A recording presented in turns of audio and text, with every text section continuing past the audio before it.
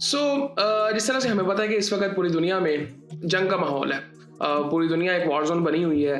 जो चीज़ें middle east में चल रही हैं उससे पूरी दुनिया इम्पैक्ट हो रही है और वो चीज़ें अब नज़र आनी शुरू हो गई हैं। और अगर ये चीज़ें आगे चलती रहीं तो वर्ल्ड इकोनॉमी कोलैप्स कर सकती है, जो कि नज़र आ रहा है कि ऐसा होगा। क्योंकि जो ईरान की कंडीशंस हैं जो उन्होंने रखी हैं कि मिलिट्री बेसिस जो हैं उनको यहाँ से जाना पड़ेगा मिडिल ईस्ट से। सो उसके अलावा कोई हल नहीं है बेसिकली। ईरान मुझे नहीं लगता पीछे हटेगा। अब यहाँ पे बड़ी इंपॉर्टेंट आज एक बात करते हैं, ये जो मिलिट्री बेसिस हैं ये क्यों है गल्फ कंट्रीज में? इसके पीछे कोई ना कोई हिस्ट्री होगी। उसके बारे में आज बात करते हैं। इसके लिए हमें जाना पड़ेगा तकरीबन 110-12 साल पहले, वर्ल्ड वॉर 1 जब हुई थी, हमें वहाँ पे जाना पड़ेगा। उस वक़्त मुसलमानों की हुकूमत थी जी यहाँ पे, उस्मानिया खिलाफत। और वर्ल्ड वॉर 1 होती है बेसिकली ब्रिटिश के साथ, ब्रिटिश वर्सेस उस्मानिया खिलाफत। और वो जब ख़त्म होती है तो उस्मानिया खिलाफत लड़ती है बड़ी बहादुरी से, बट वो हार जाती है। ब्रिटिश एम्पायर का कब्ज़ा हो जाता है इस रीजन पे। और उसके बाद हमने वो चीज़ें देखी जिस तरह पाकिस्तान बाद में आज़ाद हुआ 1947 में, बहुत सी चीज़ें इस इलाकों में हुई। लेकिन ब्रिटिश वहाँ पे जीत तो गया, लेकिन उनको एक चीज़ पता थी कि यहाँ के मुसलमान कभी भी हमें लीडर नहीं मानेंगे। जब आप ये चीज़ें देखेंगे ना तो आप ये सारी चीज़ें ना इस रीजन में जो होती हैं उसकी सेंस बनेगी। तो मुसलमानों ने कभी भी किसी गोरे को लीडर तो मानना नहीं था। खैर ये चीज़ उनको समझ आ गई थी, तो उन्होंने ये जो गल्फ कंट्रीज में आप देखते हैं जो स्ट्रक्चर्स बने हुए थे बादशाहत के, ये उस वक्त फिर बने कि इन्होंने अरब से जाके कहा कि यार यहाँ पे ना सब कुछ आपने करना है, हुकूमत आपने करनी है, हम सिर्फ यहाँ पे मिलिट्री बेसिस बनाएंगे और आपकी हिफाजत करेंगे। ये कॉन्सेप्ट वहाँ से शुरू हुआ था। यहाँ पे सारे अरब लीडर्स आए और ब्रिटिश बेसिस सारी वहाँ पे आ गई। खैर ये सारी चीज़ें चलती रही कुछ अर्सा नहीं, काफ़ी अर्सा, वर्ल्ड वॉर 2 तक।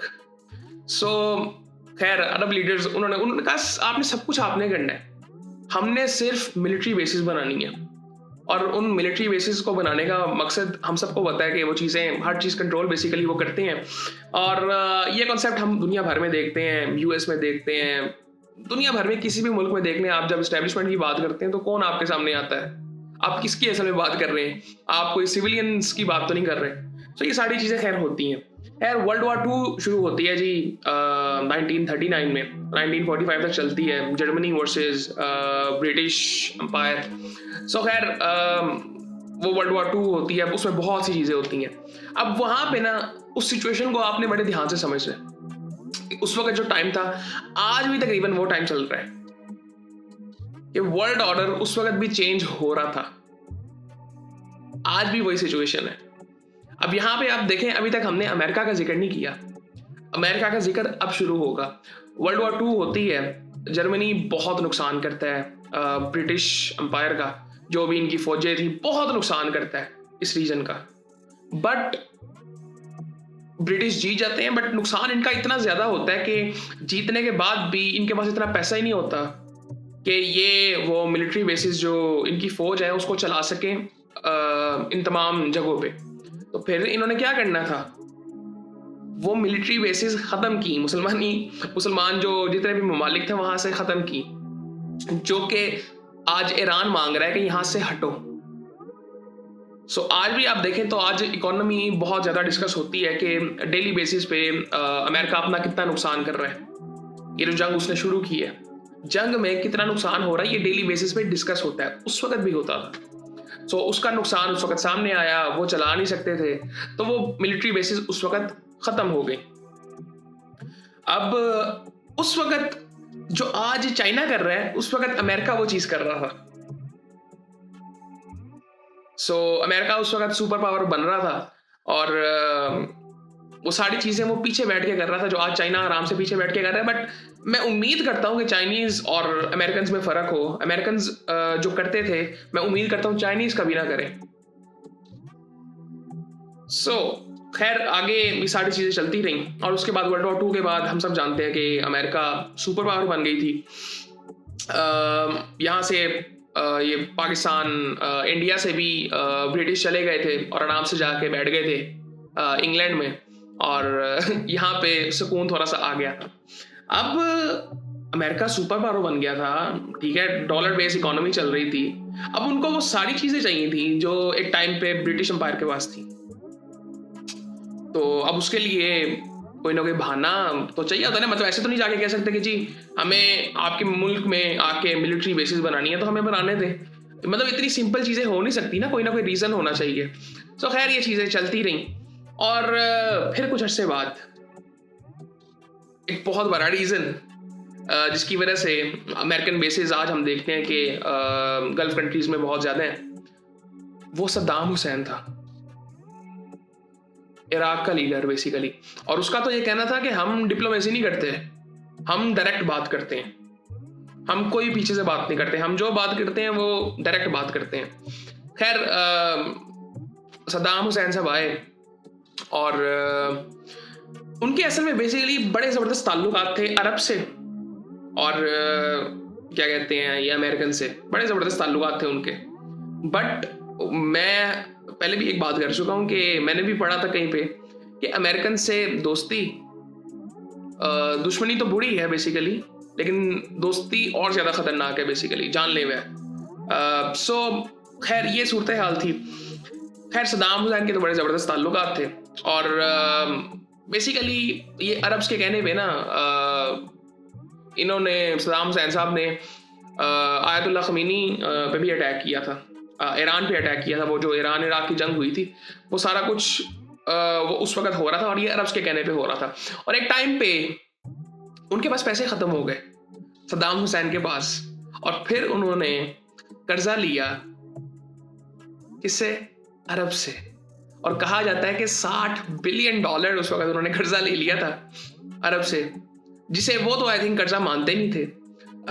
खैर वो सारी चीज़ें ख़त्म हुई जब जंग ख़त्म हुई, और अरब्स ने कहा यार अब जंग ख़त्म हो गई है ना, अब हमारा पैसा वापस कर दो।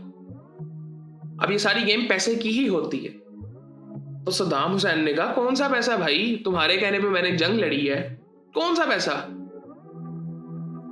सो अब जाहिर बात है पैसे से ऊपर तो कोई चीज़ नहीं है। तो खैर ये चीज़ें चलती रहीं, और अरब्स अब खिलाफ हो गए थे सद्दाम हुसैन के। तो खैर इसको भी गुस्सा था, और फिर कुवैत में बेसिकली जो थे जिनकी हुकूमत थी, जिन अरबियों की हुकूमत थी, उन्होंने बेसिकली बहुत ज़्यादा इन्वेस्टमेंट्स की तेल के लिए, और बहुत ज़्यादा तेल निकाला और दुनिया में सस्ता बेचना शुरू किया।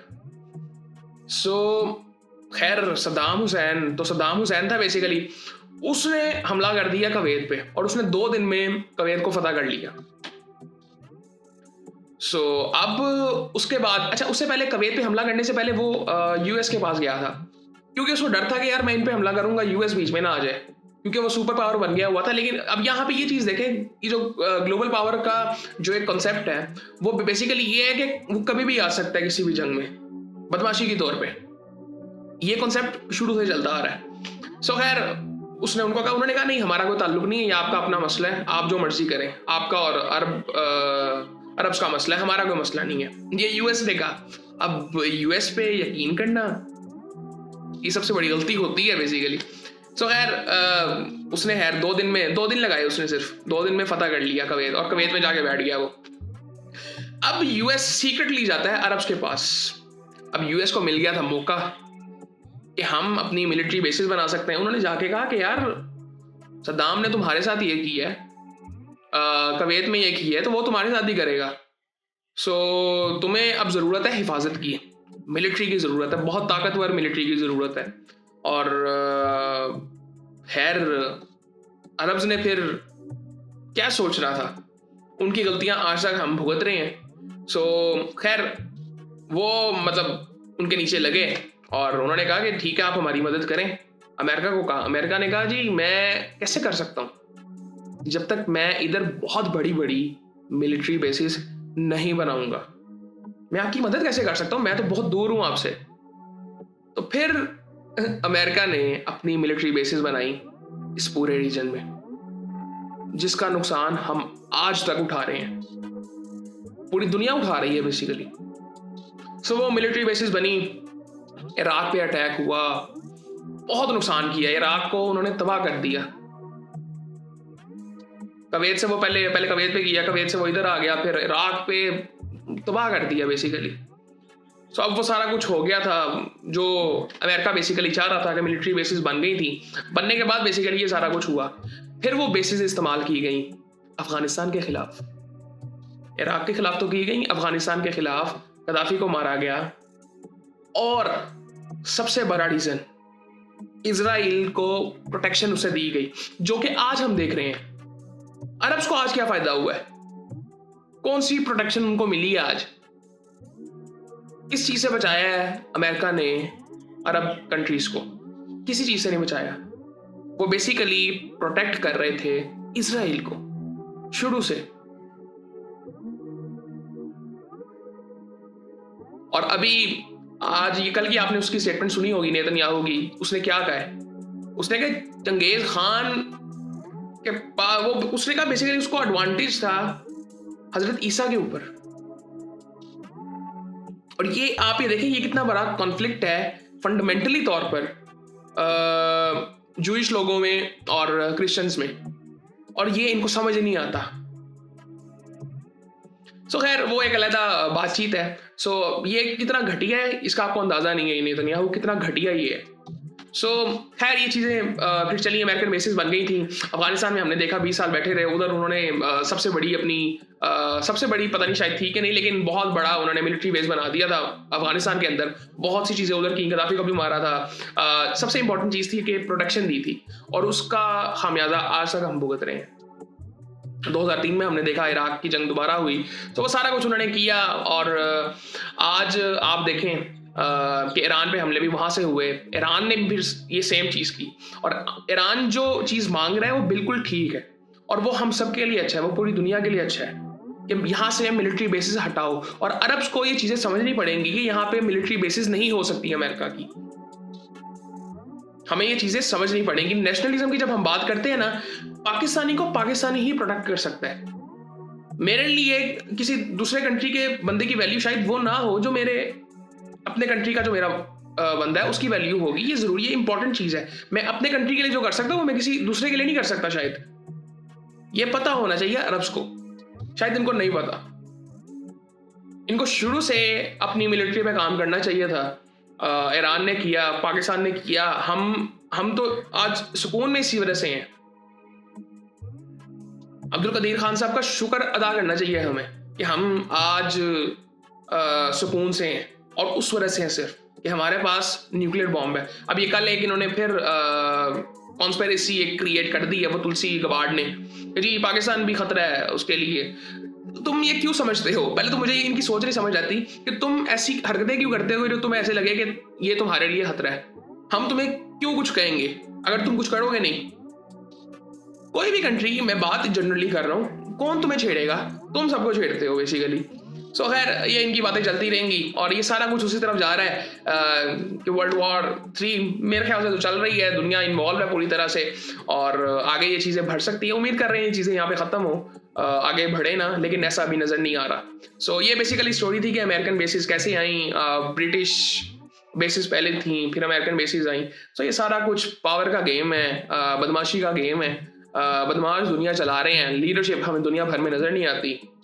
सो उम्मीद करता हूँ आपको ये समझ आया होगा ये सारा कुछ ये क्या है। और जो जड़ है इन सब चीज़ों की वो अमेरिकन बेसिस हैं, वो नहीं होनी चाहिए।